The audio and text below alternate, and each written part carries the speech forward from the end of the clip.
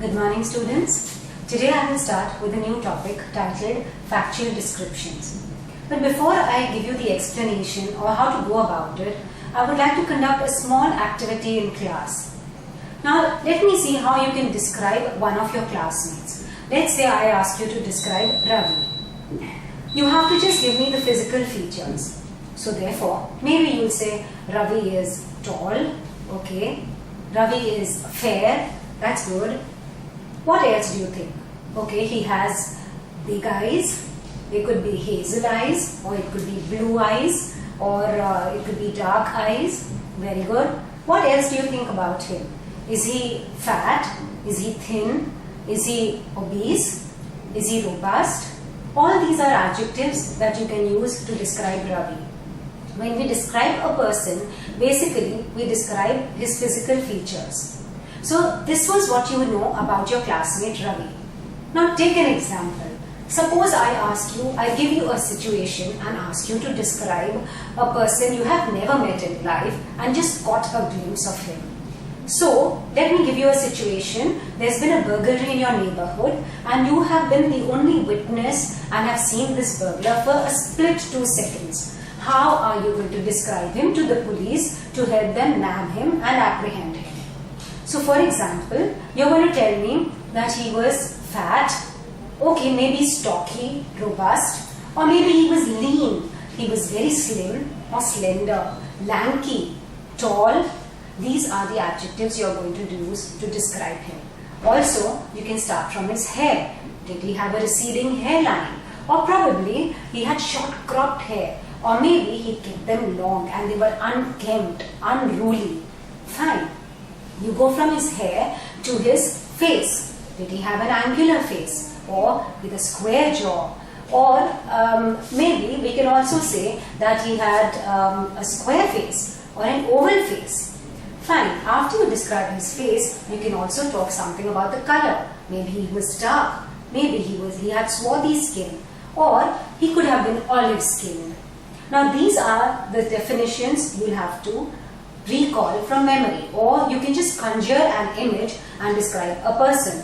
You can use sickly pallor for a person who's very pale or grey looking, someone who's not been well. Again, when we talk about his face, his hair, like I said, it could be long tresses or it could be curly wavy. Now these are the colors you can use for hair: auburn or red hair, blonde, etc. Let's move ahead. This was how you describe people. When I talk about factual description, these are ways to describe people, place or things. Let us see. Be more specific. When you are describing his eyes, they were liquid eyes, hazel eyes. They were sunken. Because he's a thief, because he's a burglar, I think they were penetrating eyes. Or I think he had beady eyes. You can go to his teeth. Do you recall how he looked, or do you recall his teeth? They were even or crooked, pearly white or regular. If you don't remember anything about his teeth, you can overlook one fact. His nose, was it crooked, was it straight? Certain other features which you remember, you can write, or which make him conspicuous. For example, he had a mark, a deep mark or a scar on his face running below his eyes to his cheek. This is how you're going to describe a person, which will help, and this has to be a detailed description which will help the police nab him. Now let us see how you're going to describe a place. I tell you to describe a place, say Goa. Of course everybody knows it's gorgeous Goa. Play with adjectives, play with words. For example, it is the land of the 3 S's. And of course everybody knows the S stands for the sun, sea and the sand. We have inviting waters, beckoning waters, it's a paradise for the beach lovers. So you can describe it with golden beaches, it has pristine beaches. Or you can talk about the flea markets, where you get everything so cheap. You can talk about the shopping, you can talk about the Konkani food, you can talk about the delicacies, and also you have to highlight the places that one must visit when one is in Goa. This is how you're going to describe a place. Moving ahead, we describe a thing. Now a thing could be anything from a camera to a pen to a room, a classroom, and also For example, I have described the Worli ceiling. How do you describe this thing?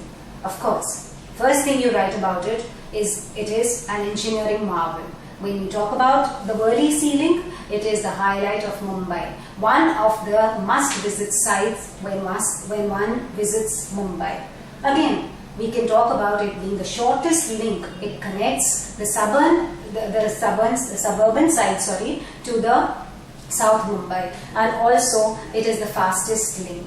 So this is how you are going to describe things. Students, I've already discussed with you how you're going to go about when you're writing your factual descriptions.